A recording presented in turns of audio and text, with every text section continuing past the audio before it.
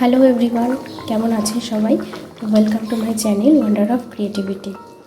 আজকে নিরামিষ আলুর দমের একটি সুস্বাদু রেসিপি আপনাদের সাথে শেয়ার করছি, যা রুটি, লুচি, পরোটা, ফ্রায়েড রাইস সব কিছুর সাথে খেতে দুর্দান্ত লাগে। এখানে ছোট আলু নিয়েছি। আলুটা প্রেসারে 6টা সিটি দিয়ে 70% মতন সিদ্ধ করে খোসা ছাড়িয়ে রেখে দিয়েছি। তেল গরম হলে এর মধ্যে দিয়ে দিচ্ছি তেজপাতা, একটা শুকনো লঙ্কা, হাফ চামচ হলুদ তেলের মধ্যে দিচ্ছি, দিয়ে দিচ্ছি আদা আর কাঁচা লঙ্কা বাটা। মশলাটা যাতে চারিদিকে না ছিটায় তার জন্য আগের থেকে হলুদটা দিয়ে দিলাম। এরপর দিয়ে দিচ্ছি টমেটো বাটাটা ভালো করে মশলার সাথে মিশিয়ে নিচ্ছি।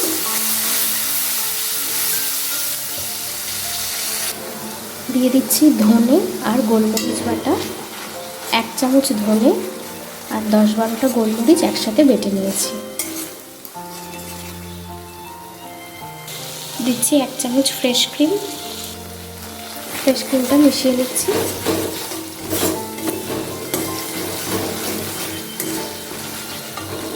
মশলার থেকে তেল ছাড়তে শুরু করলে দিয়ে দিচ্ছি সামান্য একটু জল।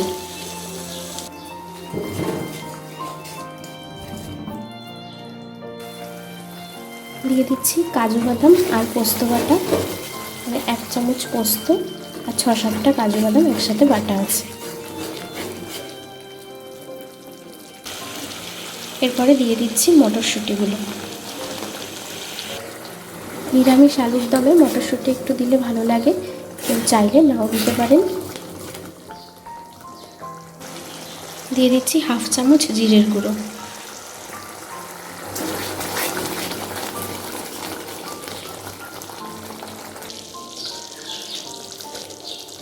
দিচ্ছি নুন, 1.5 চামচ নুন দিলাম। আলু সিদ্ধ করার সময় 1 চামচ নুন দিয়ে সিদ্ধ করেছিলাম। দিয়ে দিচ্ছি হাফ চামচ শুকনো লঙ্কার গুঁড়ো। যে যেরকম ঝাল খান সেই বুঝে শুকনো লঙ্কার গুঁড়োটা দেবেন।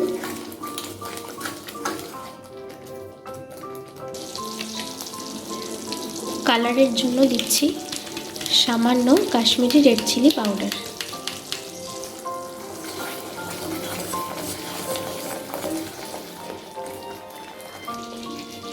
এরপর সিদ্ধ করে রাখা আলুগুলো দিয়ে দিচ্ছি। আলুটার সাথে মশলাটা 1 থেকে 2 মিনিট ধরে কষিয়ে নিচ্ছি।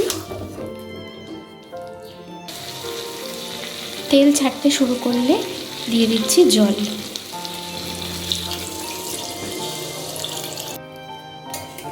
যে যেরকম গ্রেভি খাবেন সেই বুঝে জলটা দেবেন। ঝোল ফুটে এলে দিচ্ছি হাফ চামচ চিনি।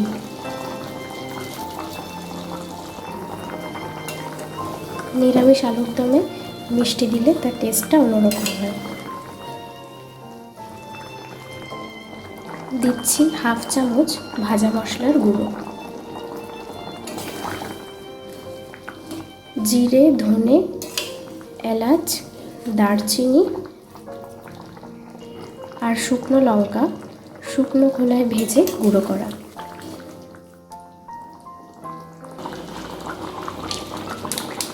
দিচ্ছি গুঁড়ো গরম মশলা। আলুর দম অলমোস্ট কমপ্লিট হয়ে গেছে, আলুও পুরো সিদ্ধ হয়ে গেছে আর গ্রেভিটা আমি এরকম রাখবো।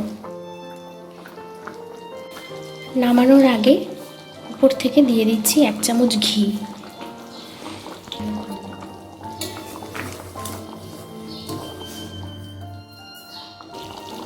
দিয়ে দিচ্ছি অল্প ক্রাশড করা কাসুরি মেথি। গ্যাসের ফ্লেমটা অফ করে কিছুক্ষণ রেখে নামিয়ে নিচ্ছি। কেমন লাগলো নিরামিষ আলুর দমের এই রেসিপিটা কমেন্টসে জানাবেন। ভালো লাগলে একটা লাইক করে সবার সাথে শেয়ার করে দেবেন আর চ্যানেলটা সাবস্ক্রাইব করে দেবেন। সবাই ভালো থাকবেন, সুস্থ থাকবেন।